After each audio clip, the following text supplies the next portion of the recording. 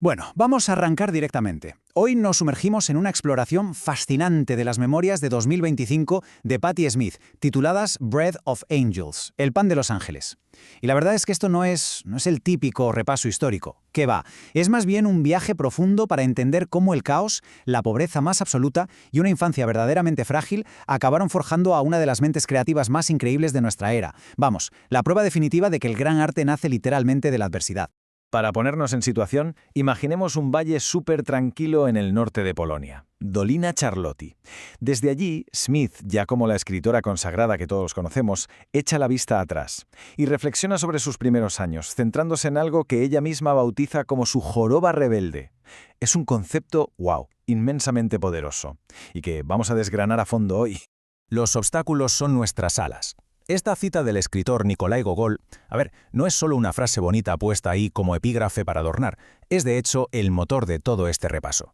La idea clave es que las dificultades físicas tan extremas y ese aislamiento brutal que sufrió de niña no la frenaron. Al revés, fueron los cimientos de todo su arte futuro. Pasamos a la sección 1, la joroba rebelde, la semilla de la diferencia. Vamos a ver de qué trata esto. Entonces, ¿qué es exactamente esta joroba rebelde? Pues ella describe esa sensación tan temprana de no encajar, de ser distinta al resto, como una joroba rebelde. Poco favorecedora, sí, pero totalmente necesaria. Sentía que su cuerpo infantil era como un envase súper torpe. Se imaginaba a sí misma como una especie de pequeño Quasimodo que paradójicamente guardaba en su interior una atracción brutal por las cosas más finas. Cosas que, por cierto, solo conocía por los libros. Hablamos de capas de terciopelo, botas de cuero suavísimo, chalecos de lino. Su mundo interior era majestuoso y, claro, chocaba de frente con esa realidad física tan áspera. Era como una muñeca de porcelana que alguien se ha dejado olvidada bajo la lluvia. Sección 2. El caos y el asfalto. Una infancia nómada de posguerra. Porque claro, para entender la mente de esta artista, tenemos que mirar sí o sí a la cruda realidad económica que le tocó vivir a su familia tras la Segunda Guerra Mundial. Es que la inestabilidad era el pan de cada día. Nació de forma prematura en pleno 1946, durante una tormenta de nieve salvaje. Y ojo a esto, en apenas 4 años su familia se mudó 11 veces entre Chicago y Filadelfia. 11 mudanzas. Y no a sitios lujosos precisamente, sino saltando de pensiones a pisos amoblados de mala muerte.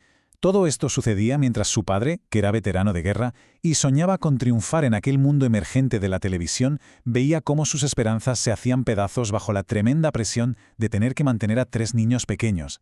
Llegamos a la sección 3, el crisol de la enfermedad, sobreviviendo los primeros años. Y por si toda esa inestabilidad económica no fuera suficiente, sus primeros años estuvieron marcados por unas enfermedades físicas terribles que la obligaron a vivir totalmente aislada. Pensemos en esta imagen mental de 1947, en Chicago. Una bebé muy enfermiza, que literalmente tenía que luchar por cada bocanada de aire. Nació con una angustia bronquial congénita tan severa que la familia cuenta que empezó a toser nada más nacer. Su padre se pasaba horas sosteniéndola sobre una tina llena de agua hirviendo.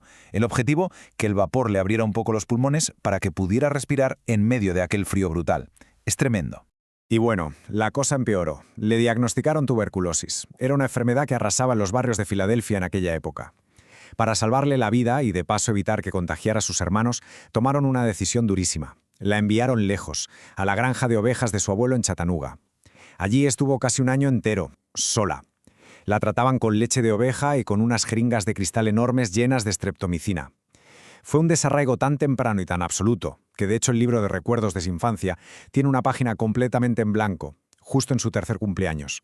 Cuando por fin vuelve y se instalan en unas viviendas temporales en 1951, su mundo se divide en 2 extremos de locura. Por arriba estaba lo que llamaban el parche, un descampado lleno de margaritas y flores silvestres donde los adultos tomaban vino de diente de león bajo el sol de verano. Precioso, ¿verdad? Pues justo debajo de esos mismos edificios estaba la Casa de las Ratas, un sótano oscuro y lleno de polvo, donde lo único que brillaba eran los ojos rojos de unas ratas enormes. Y ella, la pequeña Patti, vivía en ambos mundos a la vez, jugaba entre la belleza natural de arriba y el peligro absoluto y crudo de los cimientos. Sección 4. El escape de la imaginación, telepatía y magia. Ante un entorno a menudo tan hostil, la mente de esta niña construyó una auténtica fortaleza creativa para poder soportarlo. ¿Qué es el alma? ¿De qué color es? Esta es una nota garrabateada que su madre guardó, y resume perfectamente esa curiosidad que tenía, una curiosidad metafísica brutal e insaciable. Imaginemos a esta niña pequeña, interrumpiendo las oraciones de la noche para acribillar a su madre a preguntas.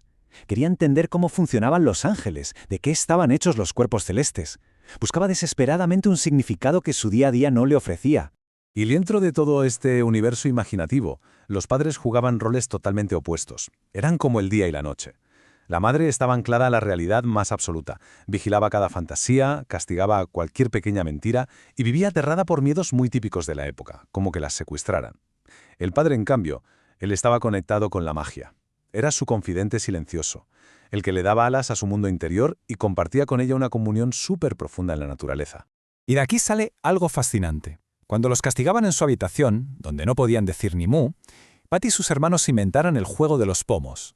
Era telepatía pura y muy metódica. Paso 1. Sentarse frente a una vieja cómoda de madera de arce. Paso 2. Esperar a que Patty hiciera un pequeño gesto con la cabeza.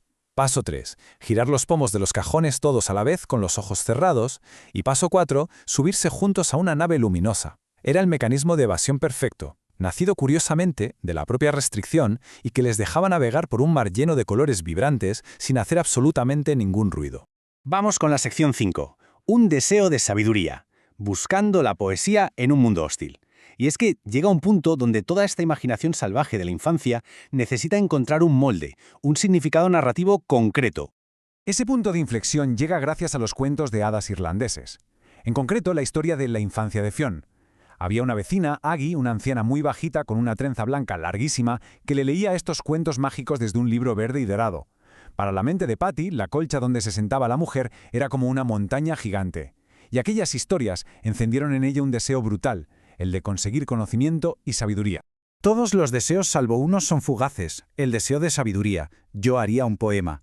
Ese fue el momento en el que todo hizo clic. El momento en el que el héroe, Fionn, entiende que el único propósito de acumular sabiduría es, precisamente, poder hacer un poema. Este concepto se clavó en lo más hondo de la joven Smith. Encajaba a la perfección con esa alma de artista que se estaba gestando en su interior. Todo este misticismo acabó traduciéndose en experiencias reales con la naturaleza. Por ejemplo, en lugar de ir a su primer año de colegio, un día se escapó a un estanque cercano en el bosque, su propio bolsillo del paraíso, como lo llamaba ella. Y allí, lejos de asustarse, se puso a comunicarse en silencio con una inmensa tortuga mordedora antiquísima. Fue una conexión telepática igual a la que tenía con sus hermanos frente a la cómoda, pero esta vez con la pura majestuosidad de la vida salvaje. Claro, cuando volvió a casa, la madre estaba histérica, temiéndose lo peor tras la escapada, pero ahí entró el padre. Lejos de echarle una bronca monumental, le pidió que lo llevara a ese lugar, a ese sitio de ninguna parte donde ella decía haber estado. Y cuando llegaron al estanque del bosque, simplemente se sentó a su lado en una roca, felizmente en silencio. Al hacer eso, al darle valor a esa experiencia mágica, el padre entendió que su hija habitaba un universo distinto y se convirtió en el escudo definitivo para proteger ese frágil y maravilloso mundo interior. Y todo esto nos lleva de vuelta a una pregunta clave. ¿Cómo se convierten los obstáculos de la infancia en las alas de un artista? Hemos repasado una inestabilidad desgarradora, enfermedades gravísimas, mudanzas constantes y hasta cimientos llenos de peligros. Pero también hemos visto naves espaciales invocadas desde un viejo mueble, tortugas que parecen reyes sabios y cuentos irlandeses inolvidables. La alquimia que transforma la dureza extrema en un arte deslumbrante es una lección espectacular. Las memorias de Patti Smith nos recuerdan, y con una belleza que sobrecoge, que a menudo la mente creativa necesita abrazar su propia joroba rebelde para poder finalmente alzar el vuelo y crear un poema eterno.